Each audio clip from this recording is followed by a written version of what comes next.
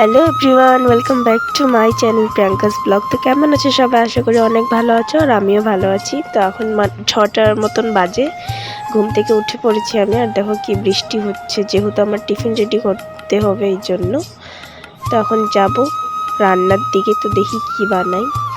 তো এইখানে দেখতেই পাচ্ছ আমি আলু ভাজি করছি, আর পেঁয়াজ মাখা, এটা শুকনো লঙ্কা দিয়ে খুব ভালো খায় তাই। আর এখানে ডাল। তো টিফিনটা রেডি করে নিয়েছি, এখন প্যাক করে দিব ফটাফট, নাহলে দেরি হয়ে যাবে। 7টা বেজেই গেছিলো তখন। তো এখানে টিফিনটা রেডি করে আমি চাটাও বসিয়ে দিচ্ছি। তারপর ওকে যাব এখন ঘুম থেকে তোলার জন্য, না হলে আমি না ডাকলেও উঠবেই না। তো চলো ডাকি তাড়াতাড়ি, আবার খেয়েও যেতে হবে ওকে। দেখো উঠেই না, ডাকলেও উঠে না, আবার টাইম দেখছে, বিশ্বাস করে না আমার কথা। এইখানে চা খেয়ে নিচ্ছে, বলছিলাম ভাত খেয়ে নিতে কিন্তু খায় নাই, চা খেয়ে নিচ্ছি দুইজনেই।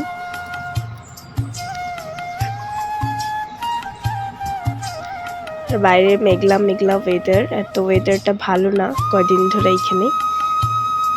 ও এখন চলে গেল কাজে নিজের, আমি একটু ডাকছি ক্যামেরার সামনে, ডাটা করে দিল, চলে যাচ্ছে আবার।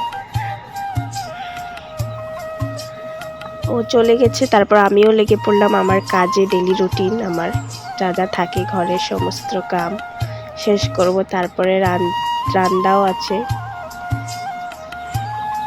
তো দেখতেই পাচ্ছ আমি এখানে বিছানাটা গুছিয়ে নিচ্ছি ভালো করে। তো আমি এত এডিট জানি না, যেহেতু তাও যেটুক জানি ওটুক মানে ইউটিউব থেকে দেখেই শিখেছি আর কি, এত নিজে জানি না। তাও যেটুক জানি এটুক আমি নিজের ভিডিওতে নিজেই ইউজ করছি। যে কিছু ভুল ভাল হলে একটু মানিয়ে গুছিয়ে নিও। ফার্স্ট একটু প্রবলেম হতে পারে না, আমি জানি অনেক কিছু প্রবলেম হচ্ছে, কিন্তু আমি কিছু ভাবছি না, ডাইরেক্ট পোস্ট করে দিচ্ছি, দেখি কি হয় পরে। বেশি ভাবলে আর কি, বেশি ভালো করতে যাবে একটা বস্তুকে সবসময় দেখবে ওই বস্তুটা আরও বেশি খারাপ হয়ে যায়। এর জন্য আমি আর কিছু করছি না, যেরকম পারি ওরকমই ভিডিও এডিট করছি, এরকমই পোস্ট করছি। আর এখন ইউটিউব চালিয়ে আমি বুঝছি যে ইউটিউব ক্রিয়েটারদের কি হয়। এখন আমার 12:30 এরকম বেজেই যায়, প্রায় 1টা তো বেজেই যায় শুতে শুতে। এডিট করো, তারপরে ঘরের তো সংসারের অনেক কাম থাকে, আর সবসময় তো তোমাদের সামনে আমি ক্যামেরা অন করে রাখতে পারি না, যেহেতু একটা বাড়ির বউ। সবসময় যদি আমি একটা ক্যামেরা অন করি তাহলে তো লোকজনেরও একটু ব্যাপার আছে। আর ফার্স্ট একটু নার্ভাস, কথা বলতে হই, কিন্তু আই হোপ কি কিছুদিন পর একটু ঠিক হয়ে যাব। তো দেখতেই পেলে তোমাদের সাথে কথা বলতে বলতে আমার এখানে বিছনা ঠিক করে এখানে পাকঘরে এসে পড়েছি। তারপরে এই বিছনাটাও তুলে নেব সুন্দর করে, বাবা মার বিছনা এটা।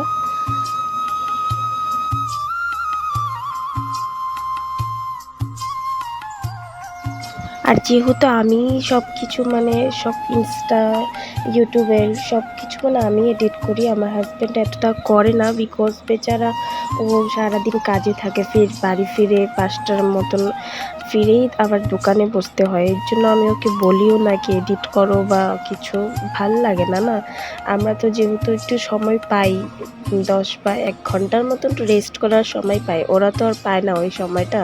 ওই রাতের দিকে একটু সময় পায় খাওয়া দাওয়া করে শোয়ার, ওই শোয়ার সময় যদি ওকে আমি বলি এডিট করো বা কিছু, আমার নিজেরই একটা কেমন লাগে। এর জন্য আমি বলি না এডিট করার, আমি যেটুক পাই আমি সেটুক করে নিচ্ছি। দেখি আস্তে আস্তে পরে কি হয়, কিছু প্রবলেম হলে তো ওকে করতেই হবে না। এর জন্য যে একটু মানে ভুলভাল হবে মানিয়ে নিও, কিছু করার নাই। আর কি করব, ফার্স্ট ইউটিউব। তো এদিকে দেখতেই পাচ্ছ আমি পাকঘরের কাজ শেষ করে বারান্দায় এসে পড়েছি। এখানে কিছু বস্তু ওইখানে হয়ে আসে, সেগুলোও গুছিয়ে নিব সুন্দর করে। আর দেখো বৃষ্টির জন্য আমি কাপড় কই মেলে রাখছি, জায়গাই নাই এর জন্য।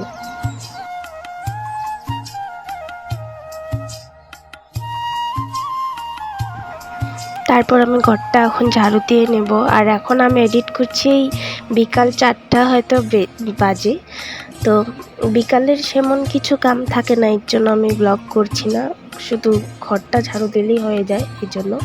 আর রাতের কি করি না করি সেটা শেয়ার করবো তোমাদের সাথে। আজকেও রাতে শুতে শুতে আমার ওই 1টা-2টো বেজেই যাবে।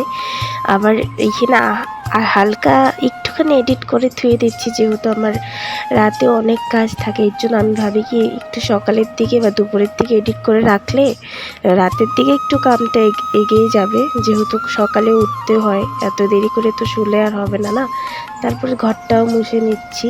তো ভিডিওটা পোস্ট হতে তো ওই 12টা এরকম বাজবে, না হলে 1টাও বাজতে পারে, দেরি হয় একটু।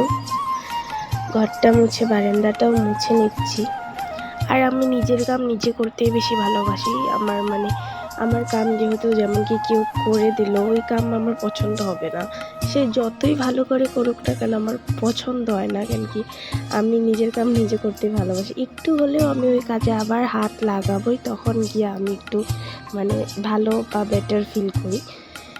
এটাই জানি না আমি কেন এরকম, কিন্তু কি বলবো, আমার এরকমই ভালো লাগে। আর কেউ আছে যে ওর কামে যদি কেউ হেল্প করে দেয় খুব ভালো পায়, আমার এরকম পছন্দ না। হেল্প করো সেটাও পছন্দ, কিন্তু আমি ভাবি যে তো দেখতেই পেলে আমি বারান্দাটা মুছে নিয়েছি এখন।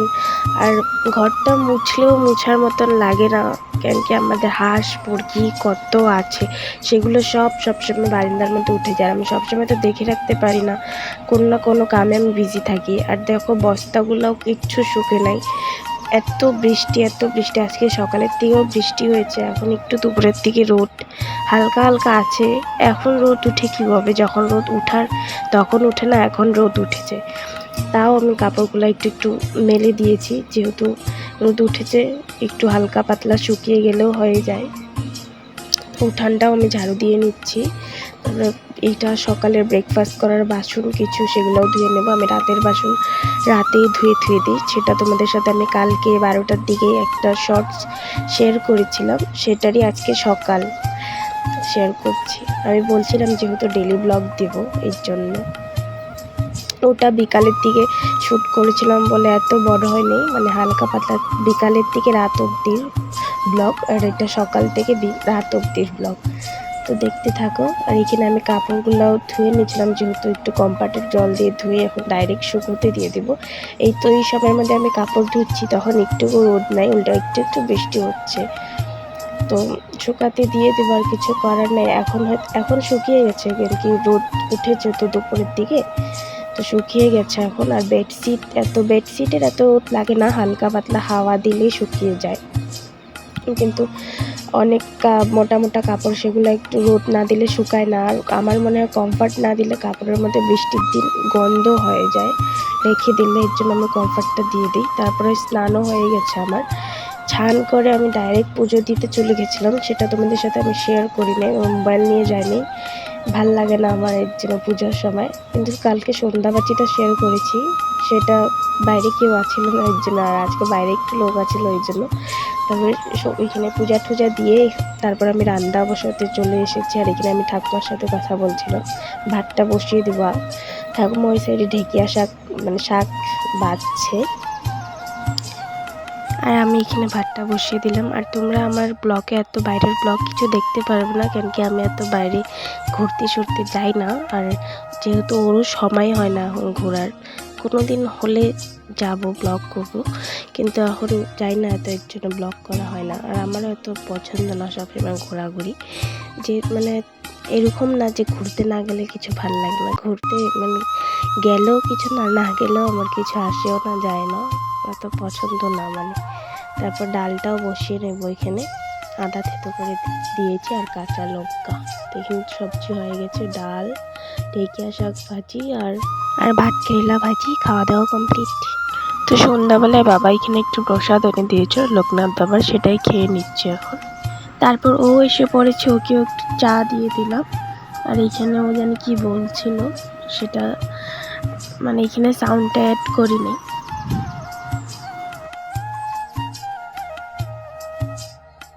আমিও এখানে টেরে মেরে খেয়ে নিচ্ছি প্রসাদ খাওয়ার পর।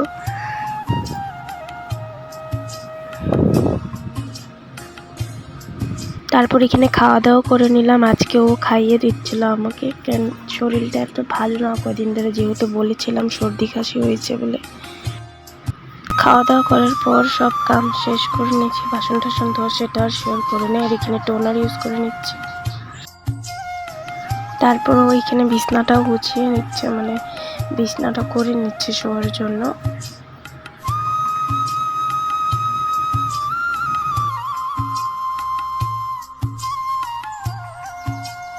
তো এইখানেও আমাকে ওষুধ খাইয়ে দিচ্ছিল। আমার ওষুধ খেতে একদম ভাল লাগে না, কিন্তু খেতে তো হবেই। বছরে না হলে মাসে আমার একবার হলেও সর্দি কাশি হয়, এটা স্বাভাবিক হয়ে গেছে। তো আজকে দেখুন প্র্যাঙ্ক চলতেই আছে, আর আমার তো ওষুধ খেতে ভাল লাগে না, তাও খেতে হচ্ছে ওর জন্য। তো আজকের ব্লগটা তোমাদের কেমন লাগলো অবশ্যই লাইক, কমেন্ট আর সাবস্ক্রাইব করে জানিও। তো ভালো থেকো, সুস্থ থাকো, আবার দেখা হবে নতুন কোনো ব্লগে। Good night.